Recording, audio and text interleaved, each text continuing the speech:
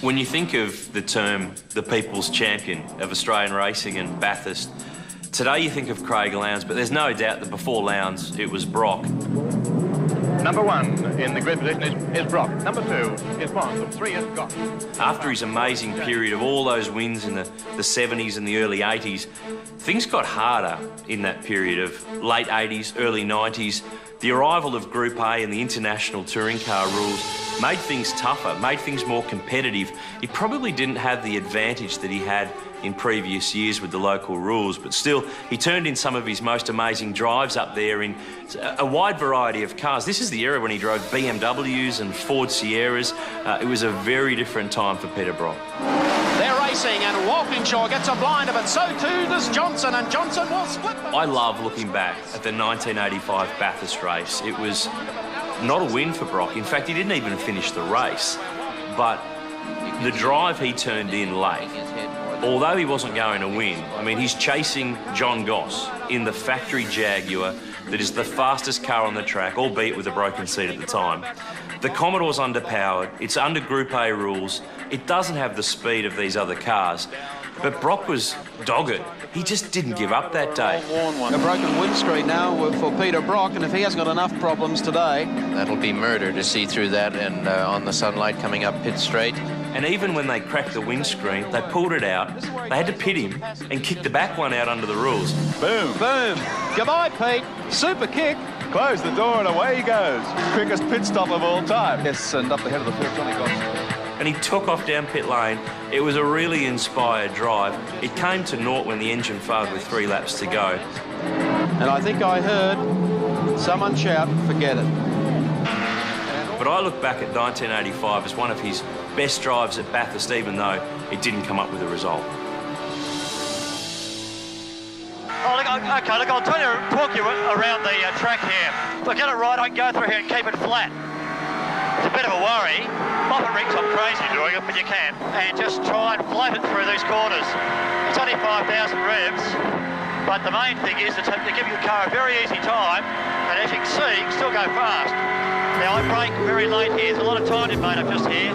Touch the accelerator there, and just sort of back to third just before I get to this earth bank. Keep it very close there.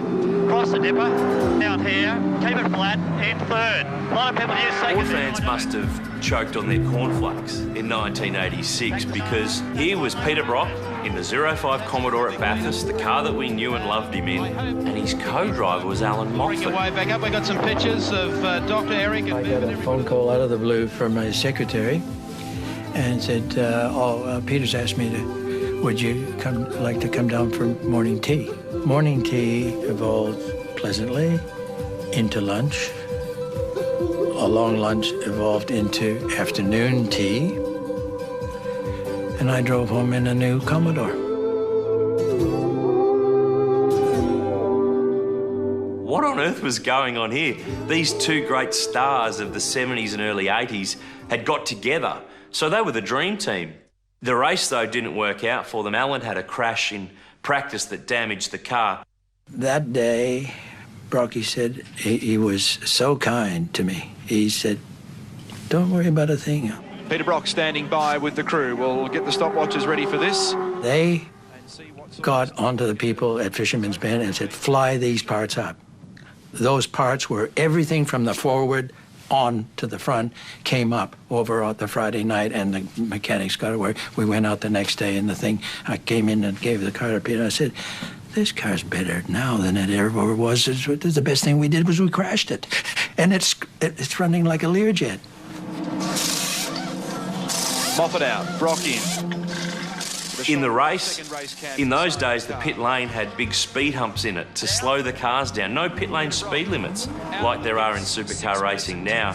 And Moffat actually, it's thought that he actually went over one of them too fast. We are behind the Mercedes. Either way, they busted the oil cooler, had to bypass it. They did rejoin and finish the race, but not with a win and not on the podium. Moffat coming up behind George Fury. That was a very pleasant association.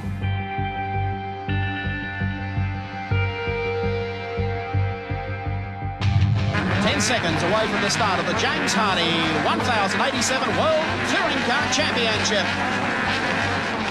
For Brock, 1987 had been the year pretty much from hell. He and Holden, very public bust-up in February of that year. Looking for it into the first corner. Moffat and John Harvey had gone, they'd had enough. They were clearly in terrible trouble. And it was off the back of all that horrible, all the polariser stuff.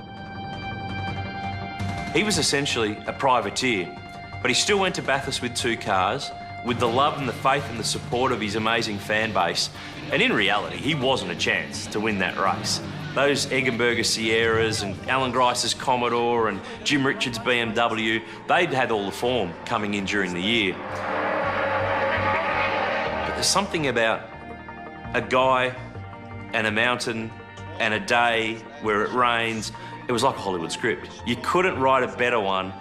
His lead car breaks. Looks like one of the Commodores smoking profusely. Must be Peter Brock. Yep, it's the Parsons car, Peter Brock, Parsons car, Parsons at the He jumps in the second car, Brock, burns around. He's gone at the time of about 25 seconds, and he is gassing in the Commodore. He's put slick tyres on.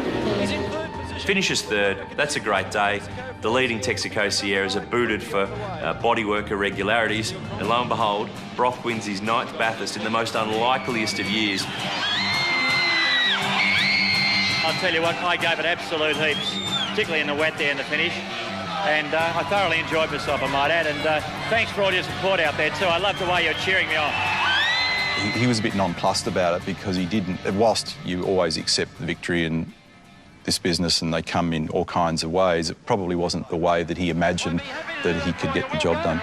See if you can tee up Rocky for having a chat. I want to talk to him about the car. We had these golden moments that existed on television, which was a bit of silly banter between us with the guys in the broadcast. Rocky?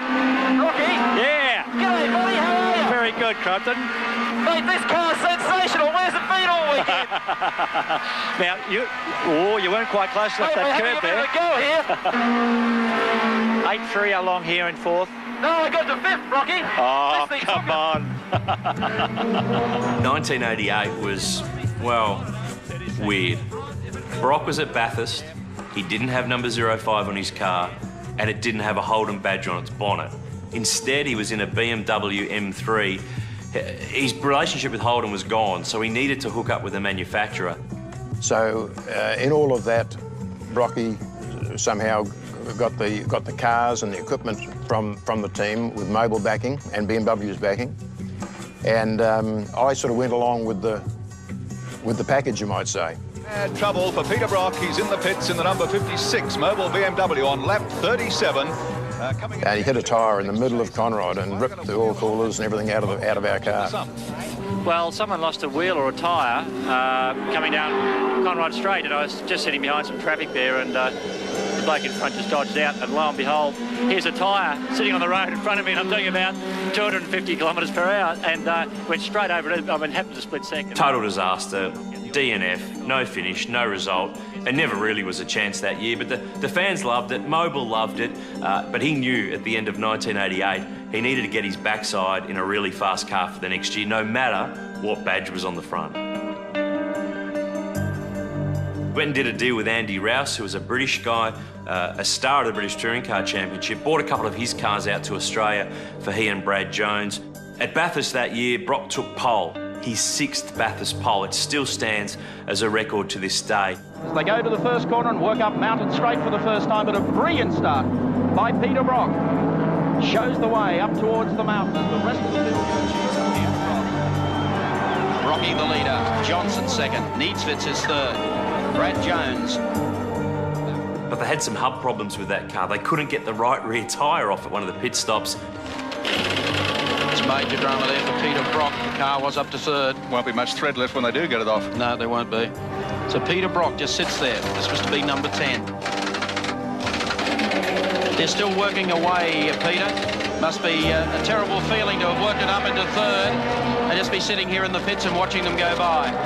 Yeah, it's not what I'm paid to do, but not much we can do about it at the moment. I just have to sort of keep it cool and get out there and sort of do the job with the guys. In the end, it was a failure to finish for those guys in the 05 car, but I think there was a lot of fans that year at Bathurst who just couldn't bear the sight of seeing Brock in a Ford Sierra at Bathurst. The 1991 was a bit of an odd year. I was a privateer in my own right then, and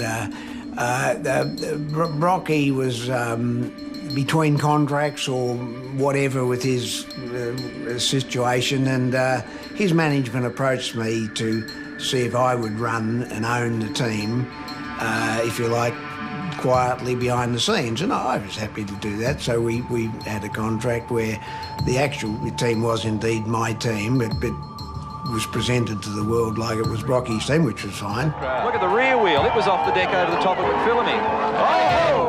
Oh! Listen to the crowd. Peter was used to running his own show, and this was no longer his show, so we weren't necessarily totally in step with each other and how it should all work. And we had a 2-year contract that was to go into 92, but both Peter and I, after the end of that year, mutually agreed to part company and do our own thing again.